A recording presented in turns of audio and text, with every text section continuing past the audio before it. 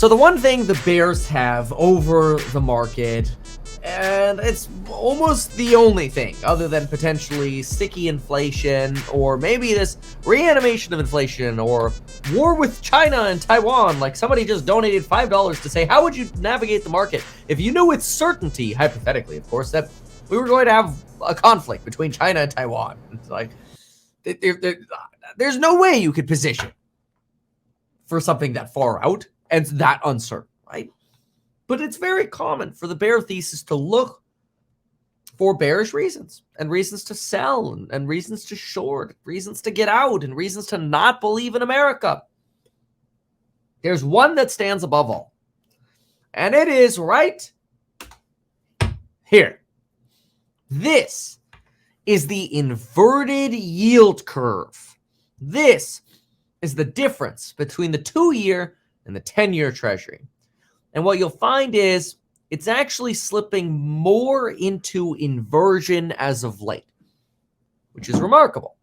And part of that is because the 2-year treasury, just so you can visualize how this works, because I know sometimes when we hear inverted yield curve, it's a little confusing and maybe a little bit overwhelming. So what I like to do is I like to try to simplify things. I do the same things to get you from basically zero understanding to a lot of understanding in the programs on Building Your Wealth, link down below. Remember, next price increase is June 1st at 11:59 p.m. So the simple way to look at this is like this.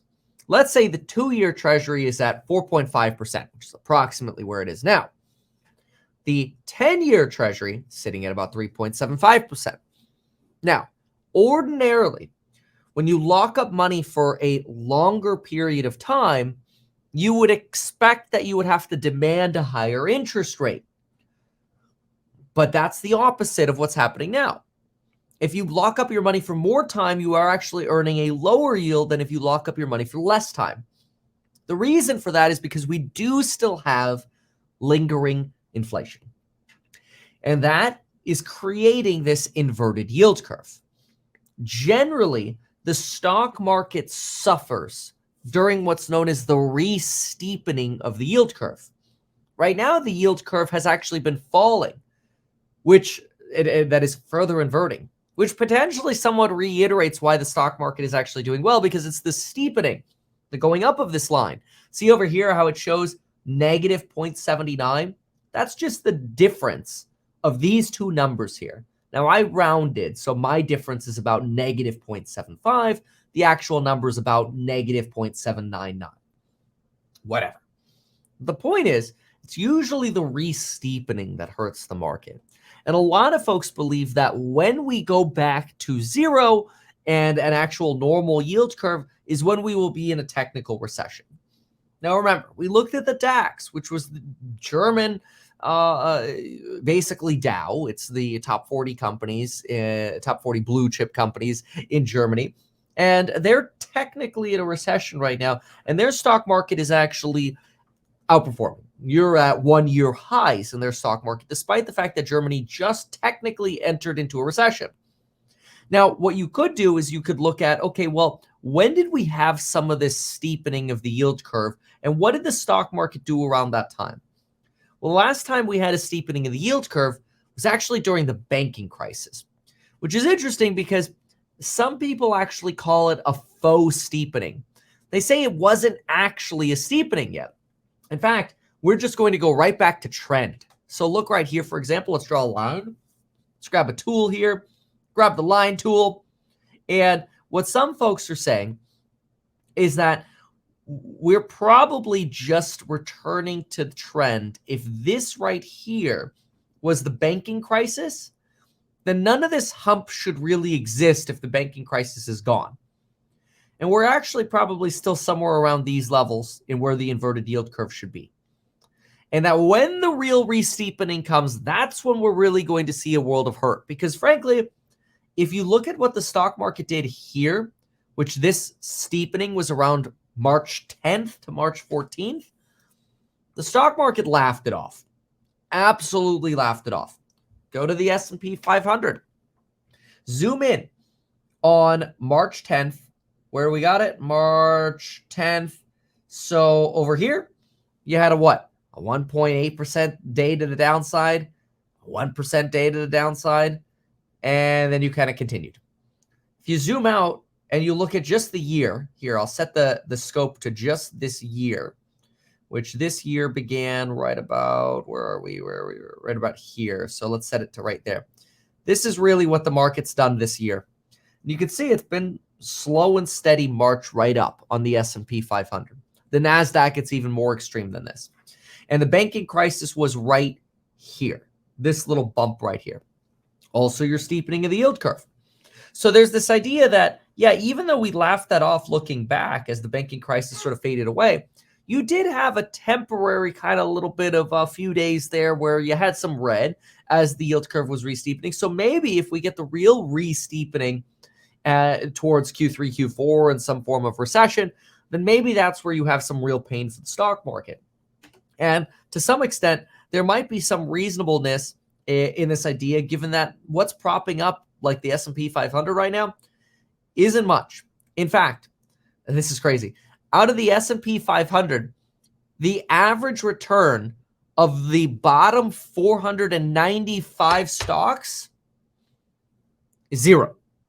The average return of the S&P 500 is zero if you take out the top 5 stocks.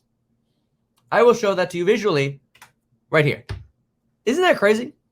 The top 5 stocks, Apple, Microsoft, Amazon, Nvidia, and Google, have driven the S&P 500.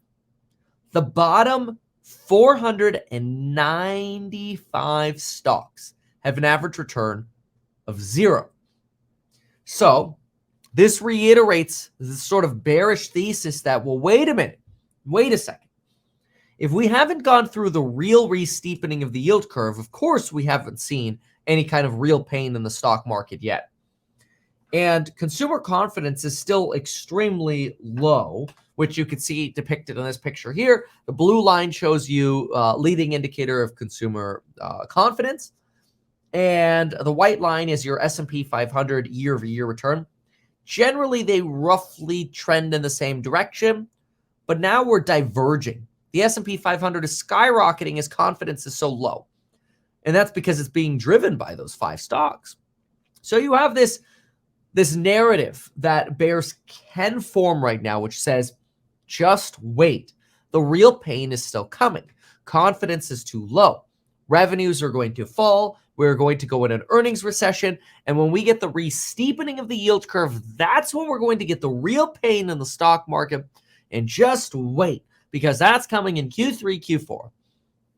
Now, here's the problem with this. The problem with this bear narrative is we don't know how high the stock market is going to go between now and then. Let's look at the NASDAQ for a moment. So we look at the NASDAQ. The NASDAQ's trading for 348. Let's zoom out to the week chart so we can make this a little easier. We can see our Nike swoosh recovery over here.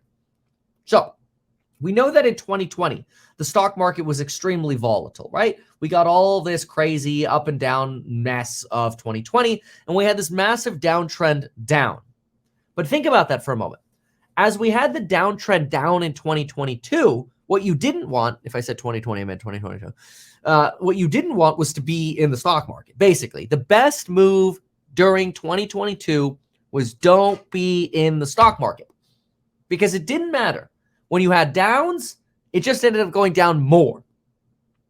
The opposite seems to be true now in 2023, where it doesn't matter if we have downs, we just get another leg up. And so this is leading the bulls to counter the bears and say, look, yeah, maybe when the yield curve steepens again, we're going to have a 10% decline in the NASDAQ.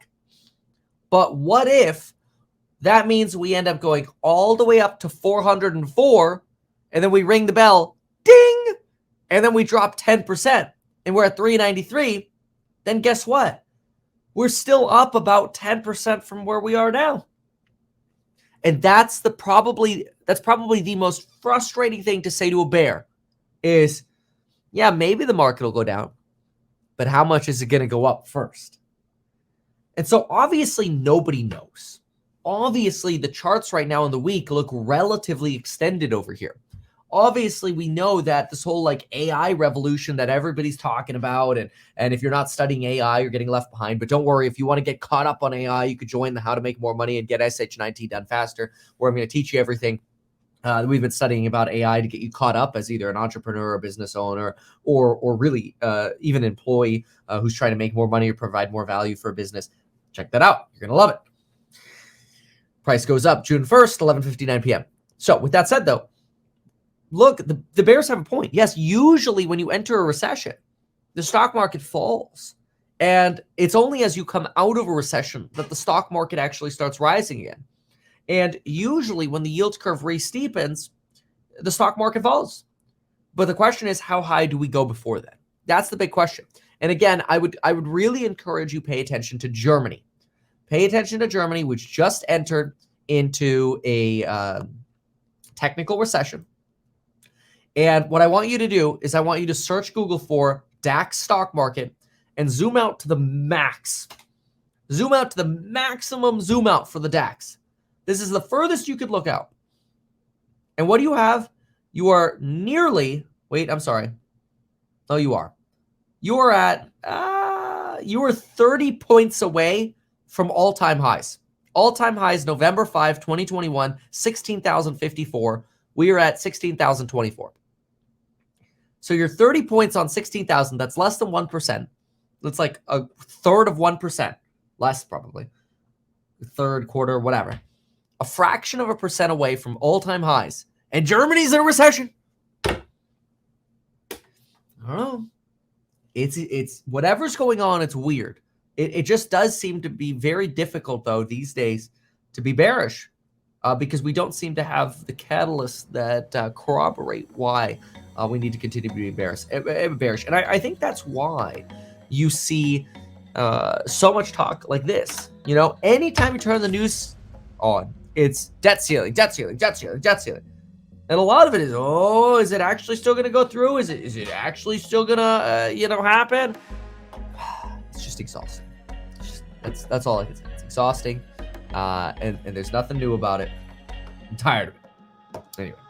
Now, I want you to know this. When it comes to AI, time is what's going to make you money. And if you can prove that value to an employer, you'll always be able to be employed. So this is another way of making sure that you don't get replaced